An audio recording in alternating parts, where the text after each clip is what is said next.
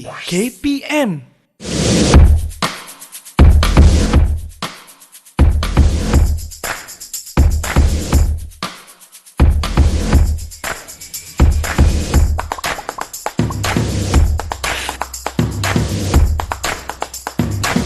Hai, Assalamualaikum. Salam sejahtera. Apa khabar calon-calon SPM? Semua sihat ke? Alhamdulillah. Selamat datang ke pentadbiran psikometrik bersama dengan saya, Akmal Nazri. Saya pasti murid-murid semua macam tertanya-tanya. Sekejap. Dari dalam pentadbiran psikometrik kali ini, kita nak membincangkan mengenai apa? Sebelum itu, jom kita tengok dulu siapakah guru yang akan bersama dengan kita kali ini. Ini dia profil guru hari ini.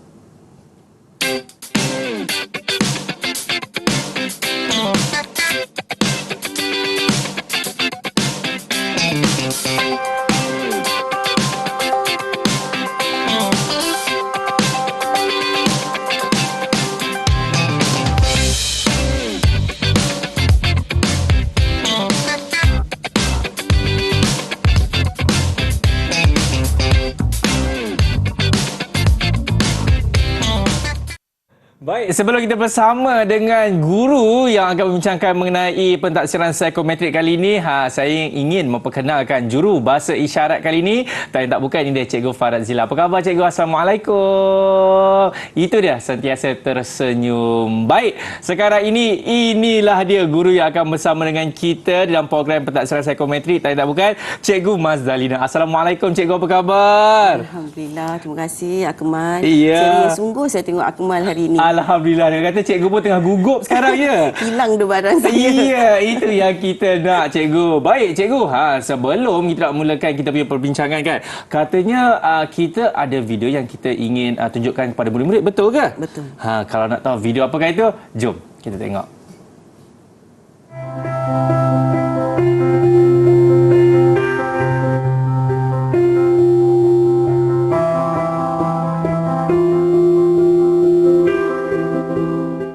Awak nak ambil bidang apa?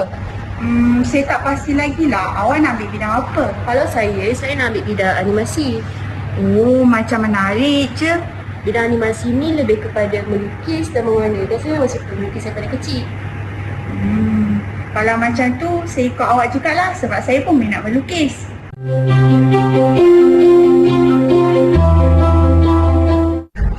Saya tu what's your plan for the future? SPM is new. Like, I have a plan that I want to either do forensic science or medicine, but I really not sure what to do yet, confirmly. I understand because I'm doing a dilemma. I'm confused between psychology and engineering. Should we ask teacher? Yeah, I think it's a good idea. Okay. Itu dia dua video yang baru saja anda saksikan tadi. Itu dia ada juga orang kata kena-mengena kan dengan psikometrik kali. Tapi kan cikgu, saya macam kurang fahamlah apa mesej yang ingin disampaikan melalui dua video tersebut, Cikgu Mazdalina. Okey, kalau kita tengok daripada video tadi, ada dua situasi kan. Situasi yang pertama, pelajar tu dia ikut kawan dia. Kan? Betul. Tak ada tahu apa-apa, dia terus ikut kawan dia kan. Jadi sebenarnya antara matlamat psikometrik ni ialah kita nak membantu tiga pihak, iaitu yang pertama ialah kepada murid. Yang kedua ialah kepada ibu bapa. Baik. Dan yang ketiga ialah kepada guru. Jadi dari situ kita nak tiga-tiga pihak ni dia faham tentang tujuan dan kepentingan psikometrik ni kepada mereka. Kalau kita tengok tadi video yang pertama tu, murid dia tak tahu. Dia nak ikut je kawan dia kan. Kalau kawan dia ambil animasi, dia pun nak ambil animasi. Kalau kawan dia nak ambil teater, dia pun nak ambil teater juga. Contohlah kan. Sedangkan sebenarnya dia kena tahu dulu. Faham dulu tentang potensi diri dia. Jadi sebenarnya melalui psikometrik tadi, murid ni nanti boleh dapat tahu sebenarnya apakah dia potensi diri dia sendiri, personality diri yang sesuai, yang boleh membolehkan dia menyambung pengajian dalam bidang yang dia minati. Nampak kat situ kan? Kalau kita tengok pula video yang kedua. Video yang kedua tadi, murid tu dia dah ada dia punya minat. dan dia dah ada pilihan lah, ada seorang tu nak jadi engineer ke nak jadi psikologis kan. Betul. Jadi maknanya sekurang-kurangnya dia dah adalah sedikit maklumat tentang apa yang dia nak sambung selepas SPM, tapi mungkin dia tak dapat maklumat keseluruhan lah untuk bidang apa, program apa. Jadi that's why tadi disebut dia nak jumpa dengan guru bimbingan dan kaunseling. Itu dia. Jadi kalau kita lihat sebenarnya kepentingan psikometrik ni kepada murid, okey, yang pertama untuk menentukan aliran selepas tingkatan 3. Tingkatan 3. Seawal tingkatan 3 sebenarnya kalau aku malah tahu kan, selepas dia menjawab inventory minat kerjaya dan juga inventory kecerdasan pelbagai, dari situ murid ni tadi dia dah tahu dia nak ambil aliran apa, dan nak sama ada aliran sastra ataupun aliran STEM. Okey. Dari situ nanti selepas dia dah dapat maklumat, dia dah katakanlah dia dah dapat maklumat dia minat dalam bidang sosial. Okey. Dia nak jadi guru kan. Jadi dia teruslah boleh ambil kelas aliran sastra. Kalau dia nak jadi guru bahasa contohnya. Kalau dia minat nak sambung nak jadi guru matematik, dia boleh ambil bidang sains. Jadi itu antara kepentingan kepada murid. Seterusnya kalau kita nak sambung ke sekolah khusus. Aku mahu tahu tak sekolah khusus? Asrama penuh cikgu. Kan? Macam saya kot. Okey, hebatlah. Dulu ada ambil ujian ke? Saya rasanya saya dah lupa lah cikgu. Okey. Jadi kalau sekolah khusus ni ada banyak sebenarnya, selain daripada sekolah asrama penuh, dia ada mata tentera, sekolah agama, sekolah menengah teknik dengan college vocational. Jadi sekarang ni pemilihan murid ke sekolah-sekolah tersebut juga boleh ditentukan melalui pentaksiran psikometrik, kerana ada konstruk-konstruk dalam soalan inventory tersebut membantu sekolah mengenal pasti sama ada murid itu layak atau tidak untuk ke sekolah tersebut. Kan? Nampak tak pentingnya psikometrik kepada murid? Selain tu, kalau untuk murid yang nak sambung pengajian ke universiti. Okey, macam mana tu? Okey, dia dah tahu dah dia nak ambil aliran apa, jadi apa semua tu. Jadi dia dah buat persediaan awal kan. Dia cari dulu maklumat dia nak jadi cikgu sekolah rendah. Kan? Minat jadi cikgu sekolah rendah. Dekat mana universiti ataupun institut yang menawarkan kos tersebut lah. Kan? Apa dia subjek yang diperlukan. Syarat nak jadi cikgu IPG. Aku mahu tahu tak berapa syaratnya sekarang? Kalau dulu ada 5, sekarang 7, betul ke cikgu? Tak, syarat minimum dia 5A ke atas. 5A. Sekarang 5A ya? Jadi nampak tak bagaimana pentingnya psikometrik ni membantu murid dalam menentukan hala tuju pendidikan dia selepas SPM. Jadi that's why kita nak murid ni tahu bahawa psikometrik ni penting untuk dia faham tentang potensi diri dia. Sebab dari situ dia dah tahu dah apa personality, kecenderungan dan minat yang sesuai selepas dia menjawab pentaksiran psikometrik. Saya rasa ini memang satu topik yang cukup penting, terutamanya kepada calon-calon SPM kan, sebab kalau dulu saya rasa selepas SPM, alamak saya nak jadi apa kan, sebab tiada siapa yang ingin orang kata tunjuk jalannya kan. Tapi sekarang ni murid-murid semua, anda cukup beruntung tau. Nampak tak apa yang saja dikatakan oleh Cikgu Mazalina kan, apa itu kepentingan psikometrik, kerana ia juga membantu masa depan anda. Okey, cikgu, kita nak berhenti rehat dulu. Saya pasti banyak lagi kita ingin bincangkan mengenai kenapa pentingnya psikometrik ini. Sebenarnya selepas ini di dalam pentaksiran psikometrik.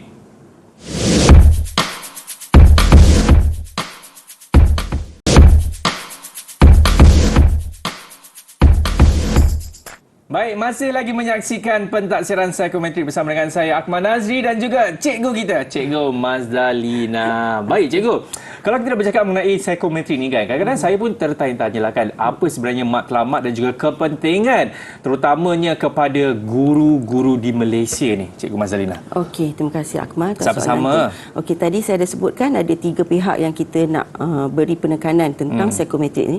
Jadi yang kedua, kita nak guru pula faham dengan tujuan pentaksiran psikometrik ini dijalankan. Yang mana sebenarnya dia membantu guru untuk memahami murid murid dia sendiri.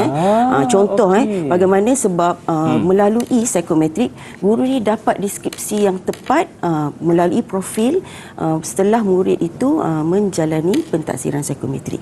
Jadi dari situ guru ni dapat menggilap potensi anak didik dia sendiri. Macam ni dia dapat gilap potensi sebab dia dah tahu profil anak murid dia kan. Jadi dalam kelas dia boleh bantu mengajar anak murid dia supaya boleh murid ni mengembangkan potensi diri dia.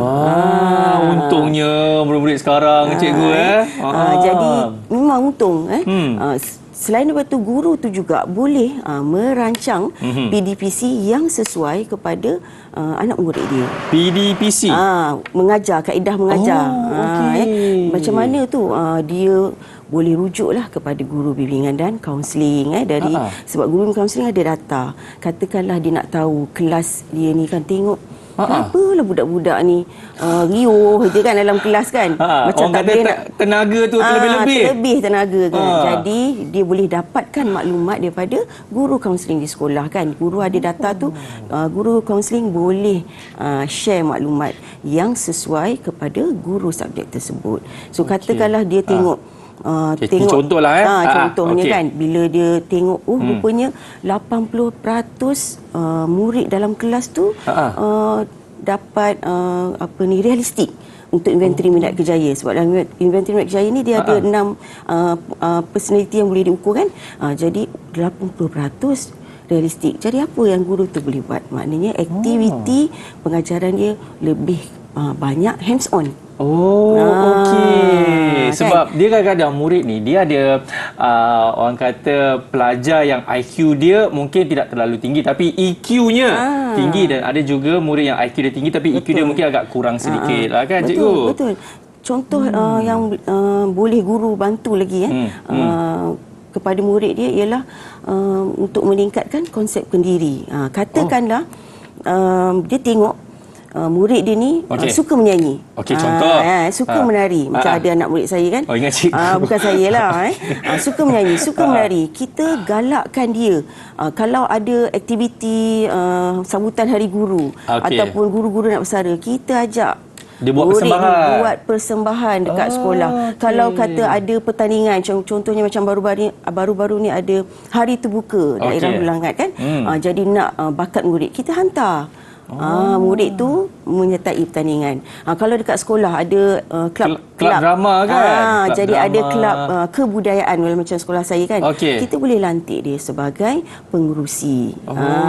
Jadi maknanya kita dah meningkatkan konsep kendiri dia sendiri. Rasa macam nak sekolah balik lah cikgu. Nak ke sekolah balik? Tak apalah, terima kasih.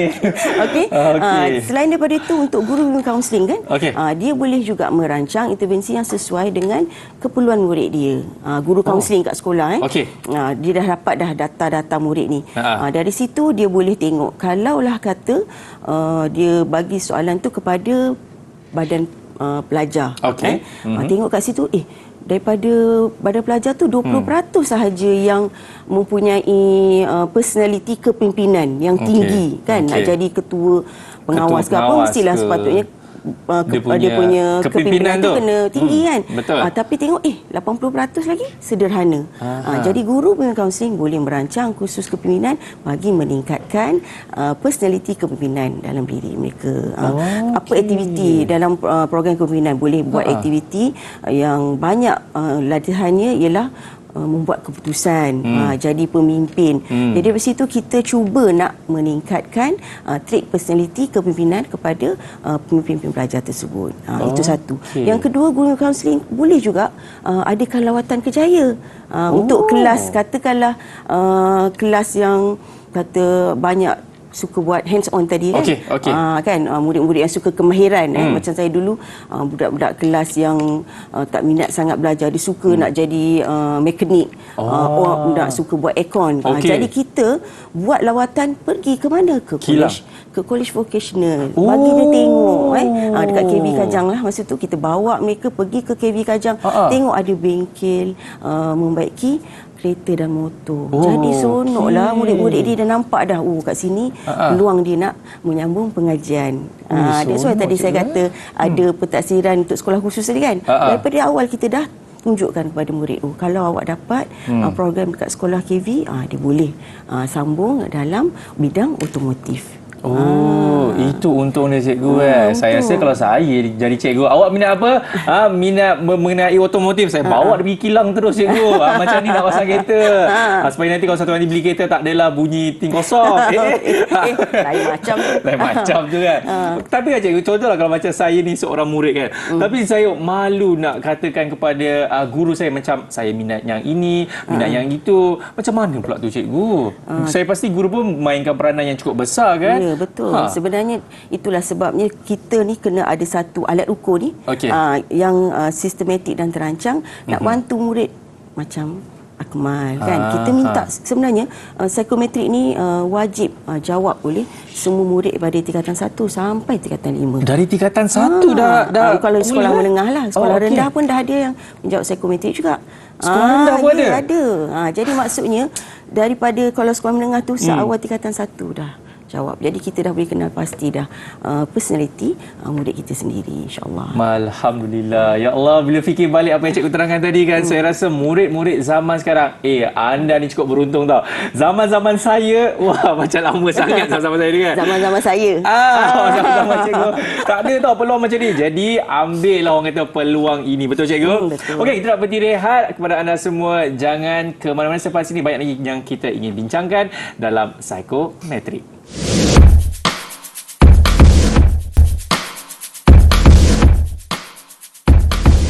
Assalamualaikum Puan. Assalamualaikum. Saya ni ibu kepada Rosnani kelas 4J. Saya nak mohon kalau boleh anak saya ni ditukarkan ke kelas 4 Amber. Ada perniagaan dan perakaunan. Jadi sebab saya ni seorang accountant. Kalau boleh saya naklah anak saya tu mengikut jejak langkah saya juga. Jadi saya sudah semak berkenaan dengan permohonan untuk pertukaran kelas ke Amber. Kita telah membuat pemilihan berdasarkan kepada kriteria, iaitu pertama ialah pentafsiran bilik darjah. Yang kedua berdasarkan psikometrik, iaitu minat kerjaya. Yang ketiga kita lihat juga tentang inventory kecergasan perbahasan. Dan anak Puan Rosnani memang menyatakan bahawa beliau sangat minat untuk mengambil seni.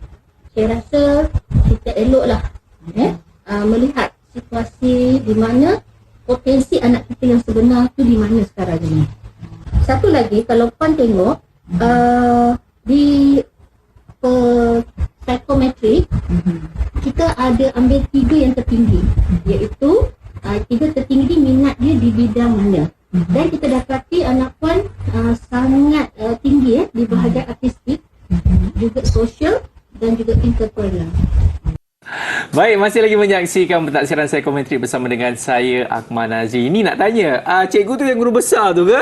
bukan. Lain cikgu Lain. Tapi kan, cikgu, macam saya dilihat video tadi, saya macam tertanya-tanya lah kan, kalau saya sebagai seorang bapa, boleh ke kalau saya datang sekolah, jumpa guru ataupun guru besar, nak tukarkan anak saya punya kelas tu?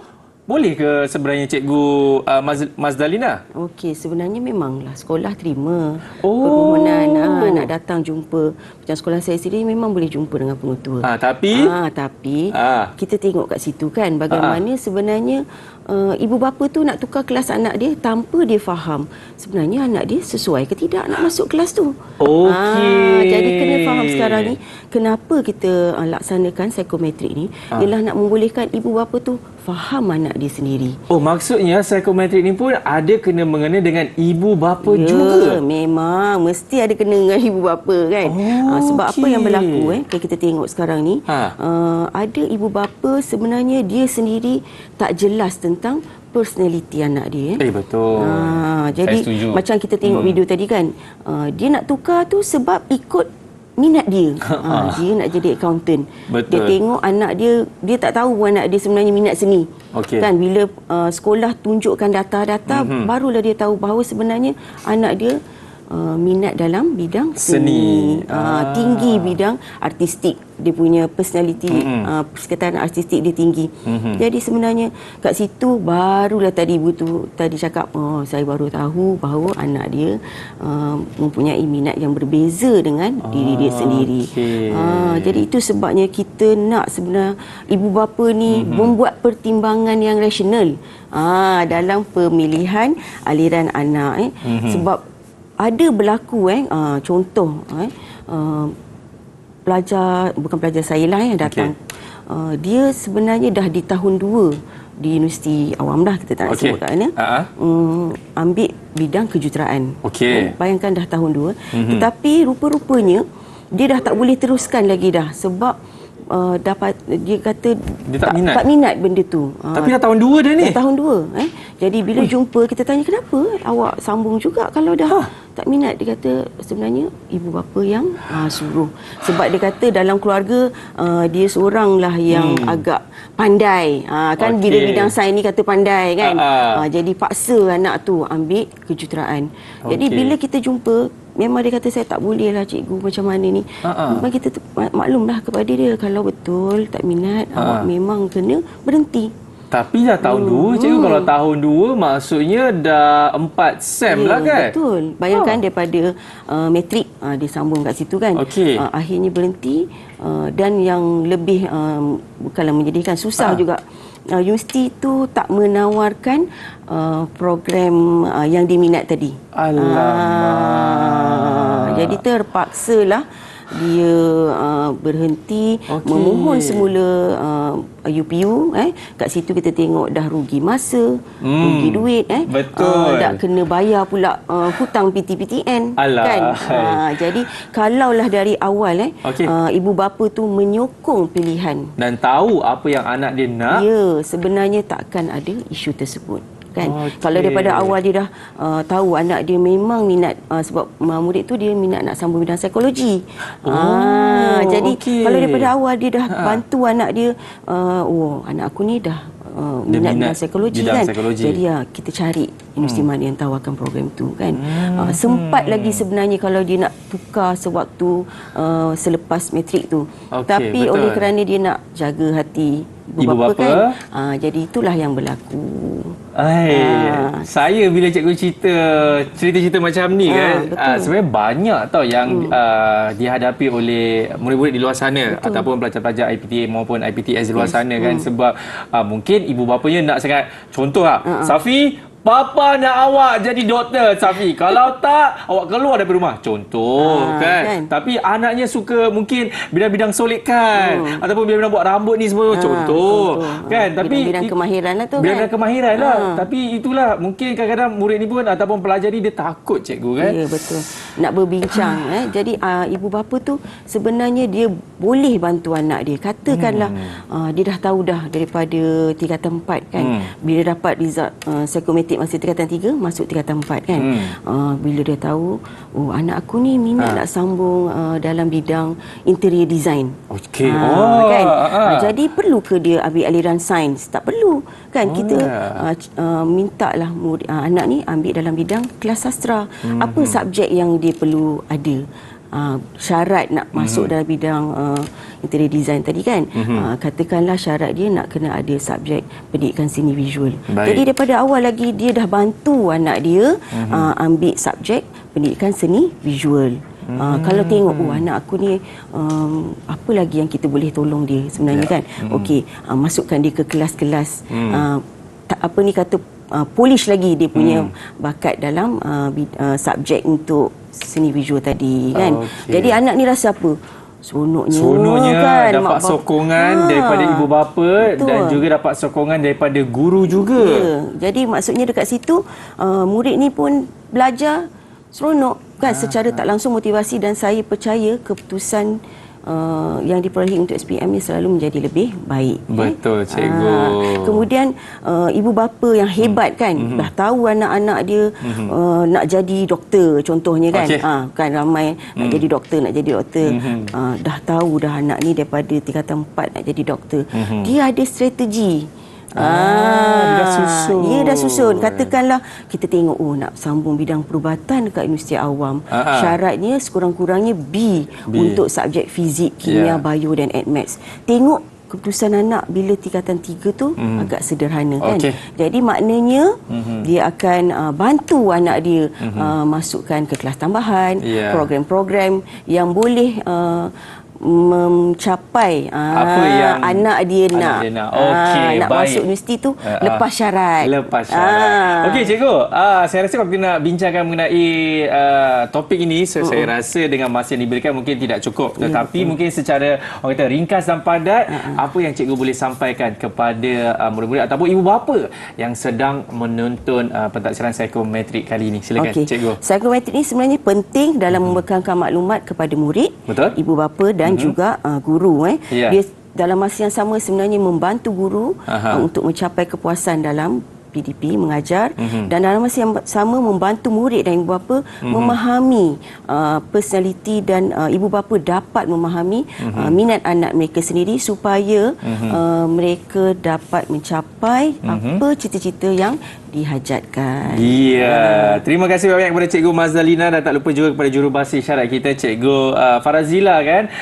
Jadi ingat murid-murid dan juga ibu bapa dan tak lupa juga kepada guru-guru, psikometrik ini sebenarnya cukup penting kan untuk masa depan anak-anak murid kan dan juga anak-anak lah yang sedang menonton ini. Baik, Cikgu terima kasih sekali lagi diucapkan dan kepada anda semua kalau tahu apa lagi yang kita ingin kongsikan kepada anda mengenai psikometrik, nantikan di episod seterusnya. Saya Akmal Aziz, jumpa lagi. Ingat sentiasa jaga diri. Assalamualaikum. Bye-bye. Tapi ibu, saya nak jadi chef cikgu.